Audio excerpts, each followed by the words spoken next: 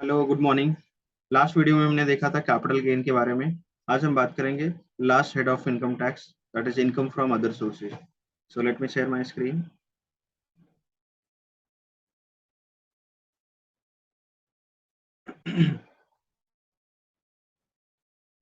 सो ये रहा charging section 56 which talks about income from other sources.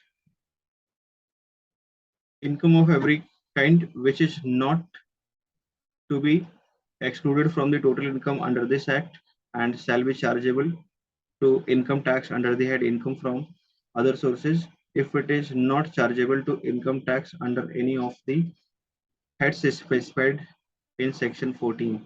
अब देखो, इसमें कई सारे सेक्शन का रेफरेंस आ रहा है। मैंने बोला इनकम टैक्स में सारा मैटर एक ही, किसी भी पर्टिकुलर टॉपिक का सारा मैटर एक ही सेक्शन में नहीं मिलेगा, उसका अलग अलग जगह पे रेफरेंस आता है। ये सारे अलग अलग सेक्शंस का यहाँ पे रेफरेंस दिया है।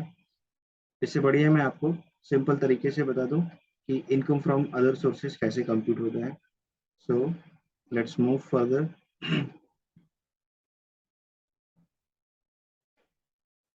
Computation of income from other sources. पहले जो चार हेड है, हर एक हेड का कुछ स्पेसिफिक कंडीशन, अगर वो स्पेसिफिक कंडीशन सेटिस्फाई कर रहे हैं तो उस पर्टिकुलर हेड में इनकम रिकॉर्ड होती है। बट जो इनकम पहले चार हेड में नहीं आती है, पहले चार हेड की कंडीशन सेटिस्फाई नहीं करती, वो सब इनकम अदर सोर्सेज में आता है। तो ये रेसिडुअरी कैटेगरी है, लास्ट वाला हेड। जो इनकम किसी हेड में नहीं जा रही है वो इस हेड में आ जाती है, और बट एक कंडीशन की वो इनकम एग्जेम्प्ट नहीं होना चाहिए। तो देखते हैं क्या क्या आता है इसमें। Agriculture income from countries other than India, because India से जो एग्रीकल्चर इनकम आता है वो एग्जेम्प्ट होता है। तो ये अदर देन इंडिया वाला, दूसरी कंट्री से एग्रीकल्चर इनकम आ रहा है तो ये अदर सोर्सेज में टैक्सेबल हो जाएगा। Salary of MP MLA MLC, ये टैक्सेबल होता है because salary income income from salary में जाता है। बट एमपी एमएलए को जो सैलरी मिल रहा है वो वहाँ पे एम्प्लॉयर एम्प्लॉय रिलेशनशिप इस्टेब्लिश नहीं होता है, इसलिए इसको अदर सोर्सेज में लेते हैं। अवार्ड, अवार्ड गवर्नमेंट से मिला है तो एग्जेम्प्ट हो जाता है। Less exempt under section 1017 if receive from government. किसी और से मिला है अवार्ड तो वो टैक्सेबल हो जाएगा। बैंक इंटरेस्ट, आपने बैंक में कुछ अमाउंट डिपॉजिट किया, उस पर जो इंटरेस्ट मिलेगा वो टैक्सेबल हो जाएगा। डिविडेंड इनकम टैक्सेबल होता है, लेकिन इसमें से कुछ अमाउंट लेस कर सकते हैं अगर आप वो जो जिस शेयर से उस डिविडेंड इनकम आ रही है वो शेयर्स को खरीदने के लिए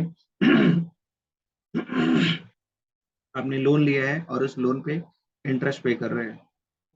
winning lottery income fully taxable, इसमें से कुछ डिडक्शंस नहीं होता है।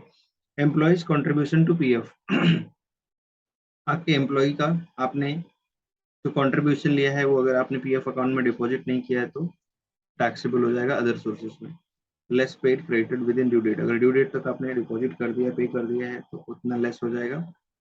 इसका मतलब एम्प्लॉय का पीएफ का पैसा आप अपने पास नहीं रख सकते, उसको डिपॉजिट करना पड़ेगा, नहीं किया तो टैक्सेबल, आपको टैक्स लग जाएगा। देन इंटरेस्ट ऑन सिक्योरिटीज, उसमें से कुछ सिक्योरिटीज पे एग्जेम्पशन है अंडर सेक्शन 1015, और अगर उस सिक्योरिटी से जो इनकम रियलाइज हुआ है उसको रियलाइज करने के लिए कुछ एक्सपेंस हुआ है, लोन वगैरह लिया, उसका इंटरेस्ट वो मैनेज कर सकते हैं। रेंट फ्रॉम मशीनरी फर्नीचर, देखो हाउस प्रॉपर्टी का rent income from house property में आता है सेकंड हेड में, लेकिन अगर आपने कोई और एसेट रेंट पे दिया है, फॉर एग्जांपल मशीनरी फर्नीचर, तो उसका रेंटल इनकम यहाँ पे टैक्सेबल हो जाएगा अदर सोर्सेज में। बट मशीन के ऊपर रिपेयर इंश्योरेंस डेप्रिसिएशन का जो कॉस्ट आता है उसको लेस कर सकते हैं, नेट इनकम टैक्सेबल होगा। फैमिली पेंशन, जैसे आर्मी वगैरह होते हैं, आर्मी वगैरह के लोग होते हैं, अगर वो ड्यूटी के टाइम पे शहीद हो गए तो उनकी फैमिली को जो पेंशन मिलता है वो अदर सोर्सेज में आएगा, लेकिन उस पर स्टैंडर्ड डिडक्शन है 1/3 और 15,000 विच एवर इज लोअर। इतना डिडक्शन लेने के बाद बैलेंस अमाउंट टैक्सेबल होता है। गिफ्ट मोर देन ₹15,000 मिल रहा है और नॉन रिलेटिव से मिल रहा है तो टैक्सेबल होगा, बिकॉज रिलेटिव से जो गिफ्ट मिलता है वो एग्जेम्प्ट होता है। Team and insurance policy,